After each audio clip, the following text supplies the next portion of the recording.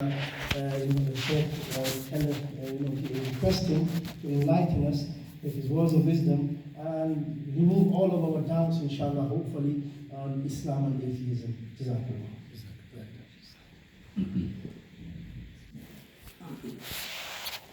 Assalamu alaikum wa rahmatullahi wa barakatuh. Before I begin, as your guest, I would politely request the brothers to slightly come close. Those brothers who have an exception, whether they have back problems or any other illness, they are exempted. But those brothers, mashallah, who are able, and Allah subhanahu wa ta'ala has given them the ni'mah and blessing of siha and health, I humbly request that you come forward, not because I want to impose this on you, but it just makes things easy for me. And I want this discourse and session to be more of a two-way dialogue, inshallah. And it's not just me speaking, so for that I need brothers to come slightly closer, inshallah. Jazakumullah khairan. And the second thing, make dua, inshallah. What Mufti Sahab mentioned about me, may Allah make me 1/10 of that at least, inshallah. That was very husn zan ka al-haq ada kar diya. Bismillahir Rahmanir Rahim. الحمد لله العلي الواحد العالم الفرد الغني الماجد وأفضل الصلاة والتسليم على النبي المصطفى الكريم وآله وصحبه الأطهار لا سيما رفيقه في الغار. أما بعد، فقد قال الله تبارك وتعالى في القرآن المجيد والفرقان الحميد بعد أعوذ بالله من الشيطان الرجيم بسم الله الرحمن الرحيم إن في خلق السماوات والأرض واختلاف الليل والنهار لآيات لأولي الألباب الذين يذكرون الله قياما وقعودا وعلى جنوبهم ويتفكرون في خلق السماوات والأرض ربنا ما خلقت هذا باطلا سبحانك فقنا عذاب النار. وقال تبارك وتعالى أفحسبتم أنما خلقناكم عبثا وأنكم إلينا لا ترجعون. وقال جل وعلا أم خلقوا من غير شيء أم هم الخالقون أم خلقوا السماوات والأرض بل لا يوقنون. وقال النبي صلى الله عليه وسلم كل مولود يولد على الفطرة فأبواه يهودانه أو ينصرانه أو يمجسانه أو كما قال صلى الله عليه وسلم. My dear respected brothers, elders, honorable ulama, imagine a hypothetical scenario. And the hypothetical scenario is that you have woken up from eternal sleep. You've always been asleep. And your first point of memory and consciousness is you waking up inside this moving plane. Has everybody imagined this? You're in business class, first class. You've got all the leg room. You've got all the food. You've got all the drinks. Every type, every genus of service is at your finger point. Every 5-10 minutes, you have the air host arriving, asking, sir, do you need anything? You say, no, thank you. You've got all the entertainment, the halal and the haram, right before you. This airline, let's give it a name, Emirates. I was going to say PIA, but then I just, it's best if I don't. Now, you've got all the necessities and beyond. You've got the razzmatazz, you've got the luxury, you've got everything. You don't have to do anything, you don't even have to work. The only thing you have to do is consume the food, consume the drink, and answer the call to nature. And then sleep and then wake up. Not much is it to do. But you do have the answers to these three pivotal questions. Number one, you don't remember who put you on this plane. Number two, you don't know your maqsid and your objective of being on this plane. And number three, you don't know where your destination is. Now the question is, my dear friends, that this person, this human, who has all of the necessities and beyond, they do not have to work a single day of their life. They have all the food, all the drink, stupendous service every time, 24 hours of the day. But they don't have answers to these three thought-provoking questions. The question is, will this person be truly happy? What do you think? No. Why? He doesn't know his purpose. And if someone argues that yes, they are happy, we will reply that their happiness is delusional.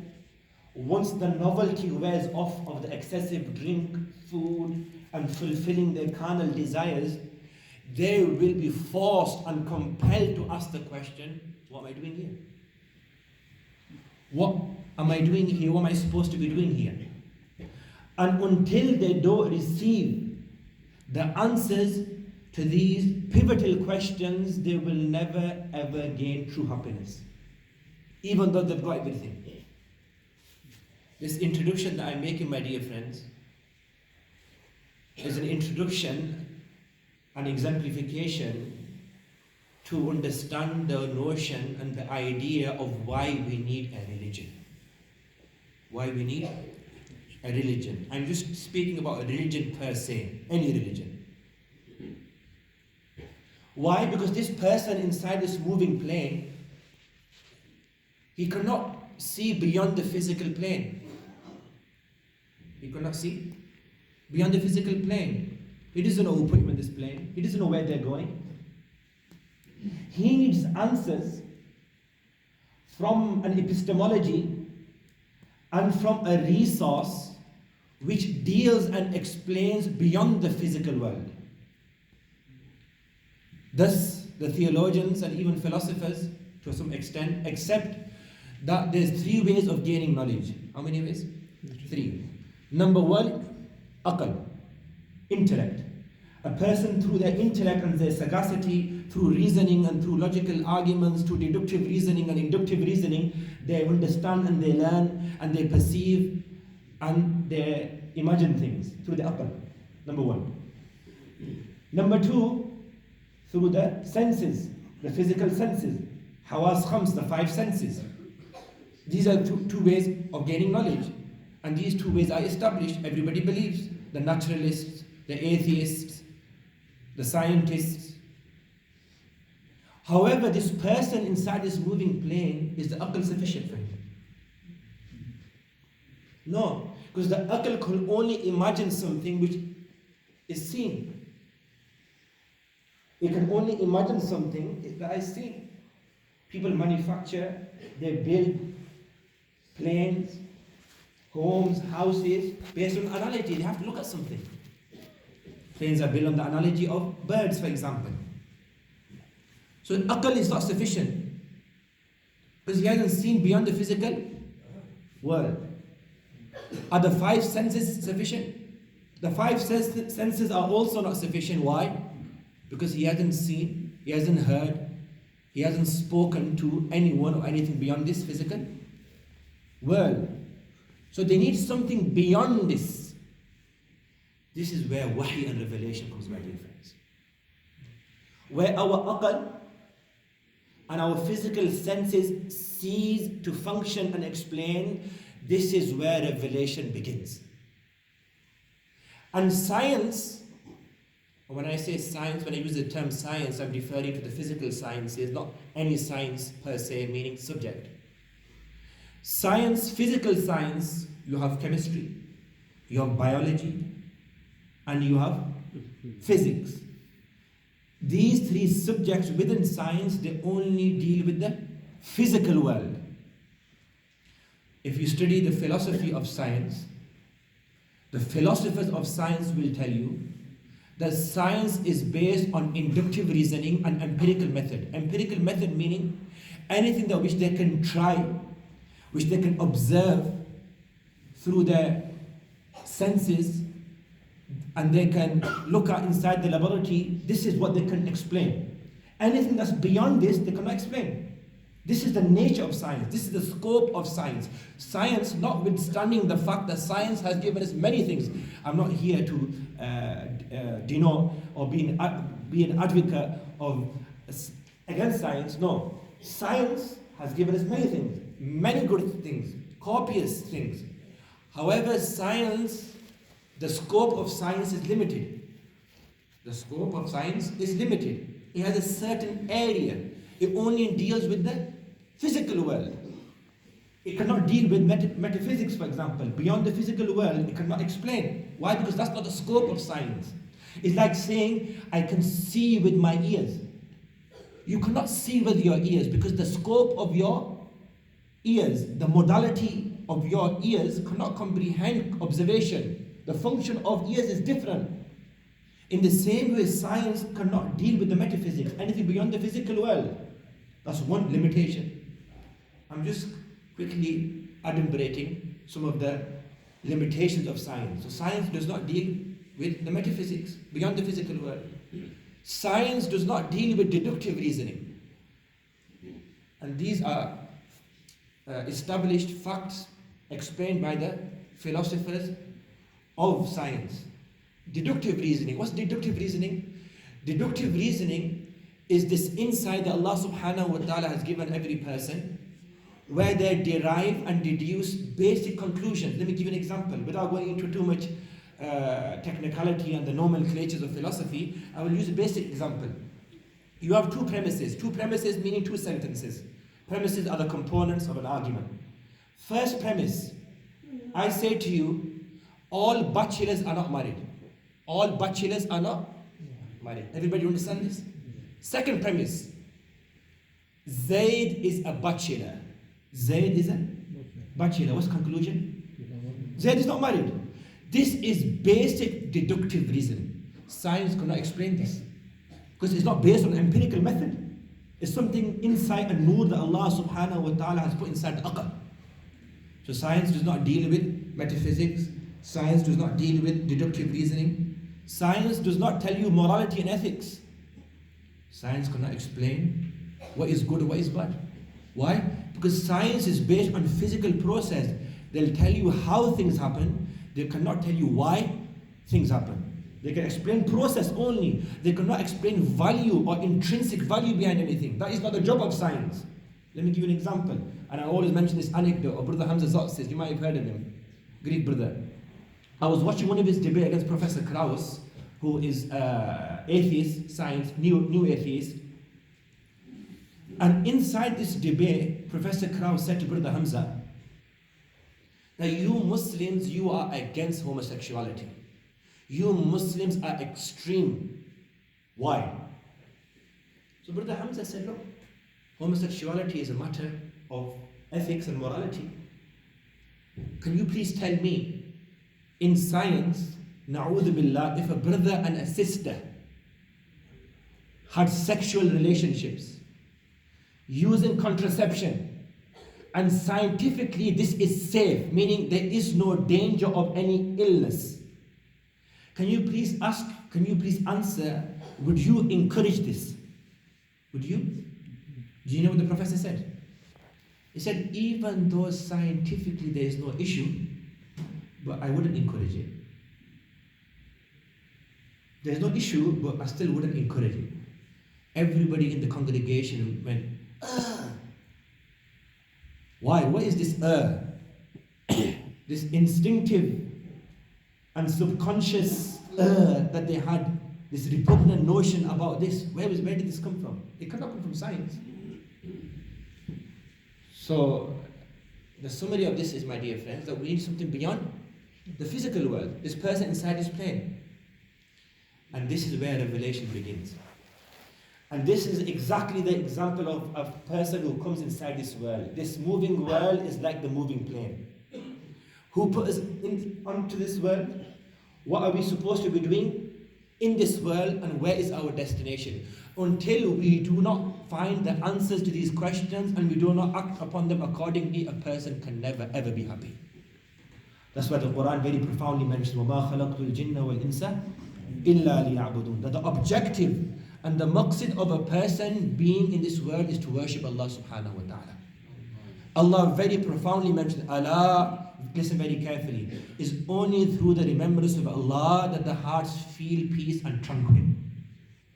And this is where a lot of non-Muslims, they're having, despite all of the physical and material world, they're feeling depressed, they're feeling anxious, they don't have any meaning in life. Why? Because they don't have religion. Religion is the only epistemology that will give you the explanation of what you're supposed to be doing here. Science cannot tell you this. Now, moving on to the second part is why Islam? Okay, you somewhat established that we need religion because science, etc. Even though a lot of atheists don't accept this. You know what atheists say? Atheists say that your question is valid, we need to know the purpose of our life, but don't fill in this gap by explaining God. They say eventually science will find. Eventually science will find out our purpose of life. And please don't fill in this gap by explaining God. They call it God of the gaps. Now moving on to the second phase, why Islam? We are living in the West. If your colleague David, for example, says, Muhammad, listen, you know, all religions, they call towards the concept of God. The monotheistic religions, as Judaism, Christianity, and Islam, or the polytheistic religions, as Hindu, or even humanists who say just have, asal dil hai bhai. As long as your heart is clean and you're a good human, do what you like, do what you please. Why only Islam? Why Islam? What's the difference between Christianity and Judaism? They both call towards God. And Hinduism, they call towards many gods. Why only Islam? And the Quran is very clear, Inna deena inda Allahi Islam. That the only religion, I don't like translating the word deen as religion. Yes. The word religion is a very restrictive exemplification and demonstration of the meaning of deen. Deen is a very vast meaning. Religion is just someone who comes to the masjid and he prays 5 times salah, for example, or he has a beard and certain clothes. Deen is not like this. Deen is a complete way of life. وَمَنْ يَبْتَغْ غَيْرَ الْإِسْلَامِ دِينًا فَلَنْ يُقْبَلَ مِنْهُ. Allah very clearly, categorically mentions that whoever pursues a religion other than Islam, he will be rejected in the court of Allah subhanahu wa ta'ala. So now the question is, why only Islam? Quran mentions, we cannot give any false interpretation. We can't say, aapke liye bhi gunjaish hai bhai. No, Quran is very clear. الَّذِينَ ضَلَّ سَعْيُهُمْ فِي الْحَيَاةِ الدُّنْيَا وَهُمْ يَحْسَبُونَ أَنَّهُمْ يُحْسِنُونَ صُنْعًا. Those people who do good deeds inside this world, not like humanists, atheists, who say we don't need no religion. They do good deeds. And they assume they are doing good deeds. But Allah subhanahu wa ta'ala says, their endeavors have been wasted. Why? أُولَٰئِكَ الَّذِينَ كَفَرُوا بِآيَاتِ رَبِّهِمْ وَلِقَائِهِ. It's because they repudiated and they rejected the verses of Allah. And they rejected the fact that one day they will stand in front of Allah. فَحَبِطَتْ أَعْمَالُهُمْ. All of their actions were rendered completely void. فَلَا نُقِيمَ لَهُمْ يَوْمَ الْقِيَامَةِ وَزْنًا. Allah says, I will not give their actions a scintilla of weight on the day of judgment. Their actions will not be weighed at all. So how do we explain this? How do we explain to a non-Muslim that why only Islam? The truth is confined only in Islam. Haqq is only in Islam and Islam is Haqq. Islam is Haqq and Haqq is only Islam. The nisbah between these two is mutabaqa, is complete congruity. There is no other way. Islam is Haqq and Haqq is Islam. There is no other way. How do you explain this? So there are several answers. Considering the time, I'm going to give you brief 2 answers. Why only Islam and not any other religion? Number 1, this answer has two sheikhs, 2 sections. Number 1, we explain the 5 dimensions. We explain them? 5 dimensions of life, not the 5 pillars. There's 5 pillars: Shahada, Zakat, Siyam, etc. We do explain this. We explain the 5 dimensions. And what do I mean by 5 dimensions? Those 5 dimensions that each and every single human needs, normally. Normally, every single human needs these 5 dimensions. Number 1, everybody needs a belief system. Everybody needs to believe in something. Some people believe in their career, they believe in their prowess, they believe in their credentials, whatever. And even an atheist, which means the assertion of not believing in God, is also a belief system. Is a belief system, and they have their arguments. So everybody needs to believe in something. Number 1. Dimension number 2. Everybody needs to worship. Everybody needs to worship. And when I say the word worship here, I'm not speaking about the conventional meaning of worship, where a person goes to a place of worship and prostrates in front of Allah subhanahu wa ta'ala. Here I'm speaking about worship, the essence of worship. What is the essence of worship? You love somebody the most. You love somebody the most. Number 2, you respect somebody the most. And number 3, you obey somebody the most. This is the synopsis of the integrals of worship. You love somebody the most. The Quran mentioned, وَالَّذِينَ آمَنُوا أَشَدُّ حُبًّا لِلَّهِ. Those people who have iman, they have extreme love for Allah. We love Allah the most. We respect Him and obey Him the most because He has given us everything. If you look at these integrals of worship, you will find them in every sphere of society. People, they're celebrities, for example. Those fun boys and fun girls that wake up early in the morning, before even brushing their teeth, they look at Instagram and Facebook and see what is trending, to see what the celebrity is doing. And if their celebrity prescribe a certain drink, they will take this drink without any advice from the doctor. If the certain celebrity starts wearing a certain piece of clothes, these people begin to... This is servile conformism. This is servile conformism. This is blind following. Is a time of, like how we blind follow Allah's hukam. This is blind following. This is a form of servile conformism. People worship their career. They're career driven. They don't let anything come in their career. They love their career the most. They respect their career the most. They respect the manager the most. Yes. If you look at this meaning of worship, my dear friends, every single society has this meaning of worship. And if a person argues that they don't worship any society, they don't worship any job, they don't worship any manager, minimum they worship is their desires. أَفَرَأَيْتَ الَّذِي مَنِ اتَّخَذَ إِلَهَهُ هَوَى. The Quran mentions, have you seen that person who has made his carnal desires ilah and their Lord? So we speak regarding the 5 dimensions. Why only Islam and not other religion? Number 1, everybody needs a belief system. Number 2, everybody needs to worship. But the difference is, my dear friends, between the concept of worship in Islam and other than Islam is people worship several entities, whereas a Muslim is exonerated and is freed from the servile conformism and the worship of creation and only worship Allah subhanahu wa ta'ala.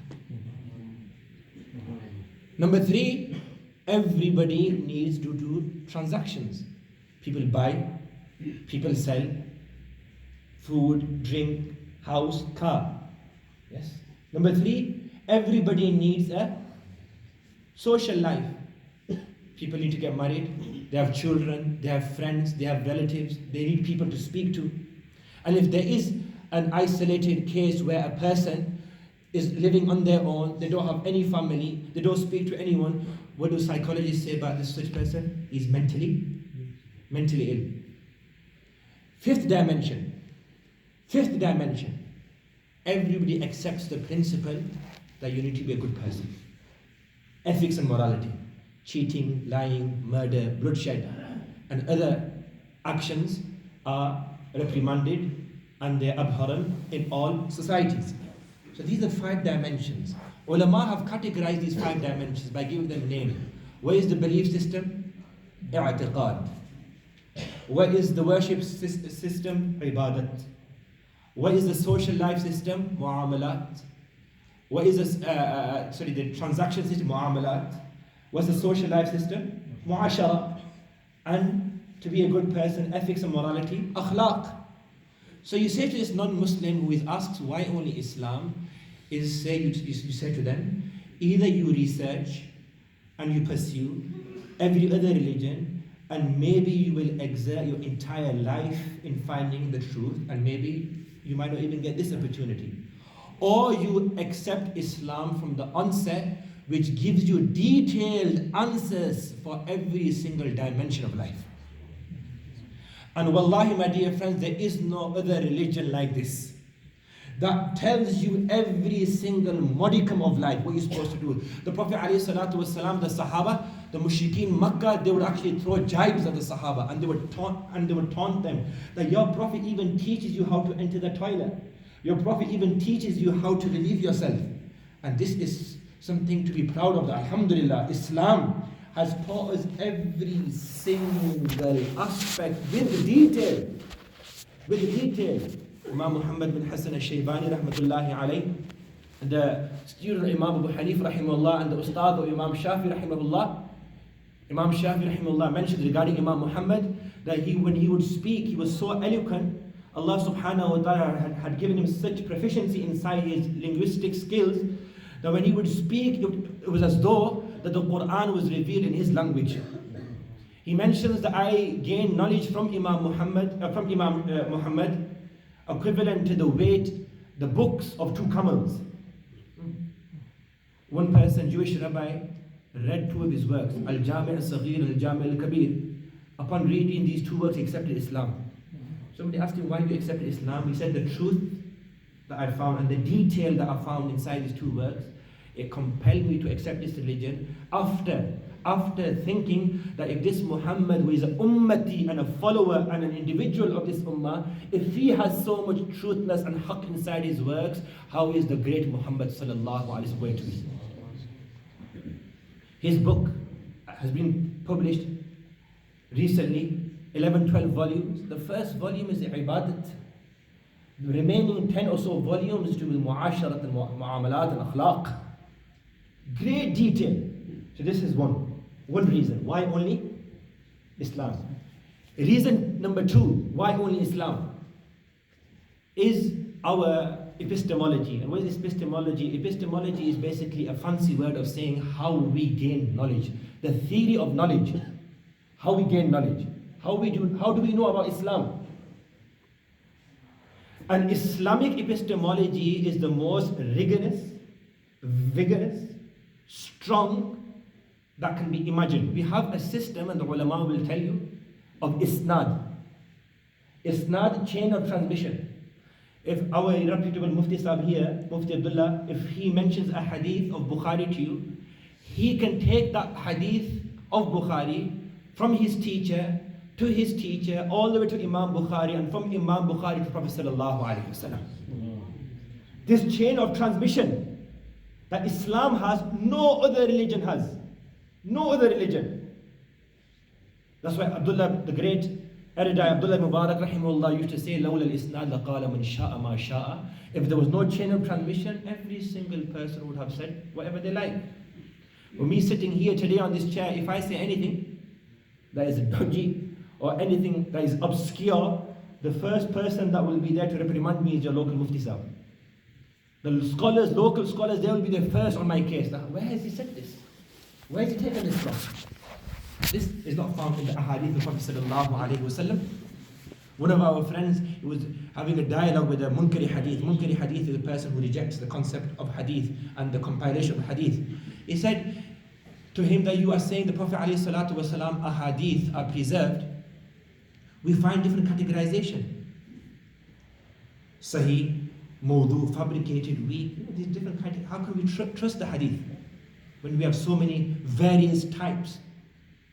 So my friend, may Allah subhanahu wa ta'ala bless him, said that these categorization and these different types of hadith, this is exactly the evidence that the Prophet alayhi salatu wasalam hadith is preserved. Because if you say fabricated hadith, scholars will tell you, don't you dare say this hadith is fabricated. This cannot go back to the Prophet sallallahu alaihi wasallam authentically. You analyze every other religion, my dear friends. Forget chain of transmission, they've got missing chapters. They've got missing verses. Look at the Bible, for example. Look at the Bible, for example. You cannot trace back a single chain, an authentic chain, to Isa alayhi salatu wasalam. In Judaism, you cannot trace back a single chain of transmission to Musa alayhi salatu wasalam. And in Islam, alhamdulillah, the ahadith that we study, we can trace back each and every single one to the Prophet sallallahu alaihi wasallam. And they say, who have you studied by? Who have you studied by? They don't ask you what you studied. Who have you studied by? The scholars ask, who have you studied by? They want to know the authenticity of your knowledge. Epistemology of Islam is very, very, very, very strong, my dear friends. You will not find this in any other religion. And not just the hadith per se. Those people who narrate the hadith of the Prophet ﷺ, their lives have also been preserved. In the science of Rijal. Rijal basically is the science where the muhaddithun, those people who narrate the hadith of the Prophet ﷺ, their life is scrutinized. In other words, muhaddithin scrupulously look at their life. Were they truthful? Were they honest? Did they have good memory? Allahu Akbar. And we have books and tons of books. We have an entire science on this, just this Rijal. And they are Western Orientalists, Mustashriqeen, who have accepted Islam after researching this science of Rijal. Just one story, Imam Bukhari rahmatullahi alayhi, very famous story. Imam Bukhari rahmatullahi alayhi, look how scrupulous the scholars were. Not just the hadith, it's just how they used to conduct themselves so they can carry on with the legacy and the hadith of the Prophet sallallahu alayhi wasallam. Imam Bukhari, Muhammad bin Ismail al-Bukhari, his father was a very rich person. His father was a very rich person. And he told Imam Bukhari that, you know what, you don't work. If you start working, then you will be able to concentrate and compile the hadith of the Prophet alayhi salam and then relate this to the ummah. If you're studying and working at the same time simultaneously, it will be difficult. Imam Bukhari rahmahullah, you know, Nalek students like me who read within a year, he compiled this book in 16 years, traveling. 16 years traveling. 7,000 or so ahadith after every hadith. Before every hadith, he included inside his work, he would have a bath, read 2 rak'at, pray 2 rak'at, and ask Allah subhanahu wa ta'ala, beg Allah for goodness and khair, and then he would include this hadith inside the book. He still mentions there were times where Imam Bukhari had to live on leaves because there was no food. So he was once traveling, and before he began his journey, he embarked his journey, his father said to him, you take this money, and you don't work. Approximately 30,000 gold coins. Allah subhanahu wa ta'ala knows best the currency or the value of those gold coins today. You take these, and you invest this. Let someone else work for you, and whatever profit you made, you take some. This is called the action of mudaraba. Mudaraba is a transaction where two people, one person investment capital, the other person works. And whatever profit they get, they will share amongst them. So he was traveling inside a sea. And there was a thief who looked and realized that Imam Bukhari has got this bag of gold. So for him it was Christmas or Eid. He was well happy. So he started screaming and shouting, my gold coins, my gold coins. Somebody has taken my gold coins. Obviously he wanted the gold coins, but how did he take them? Now Imam Bukhari is watching this drama. This person is accusing him of stealing. People of the ship come to this person and ask, what's happened? He said, my life saving. Gold coins, somebody's taken them. A full bag. He said, don't worry, we'll search. They searched the entire ship, they couldn't even find a single gold coin. So they came back to him and they said, look, please, for the sake of Allah, keep quiet, there's nothing on the ship. So he's confused, he's perplexed, I'm sure I've seen something.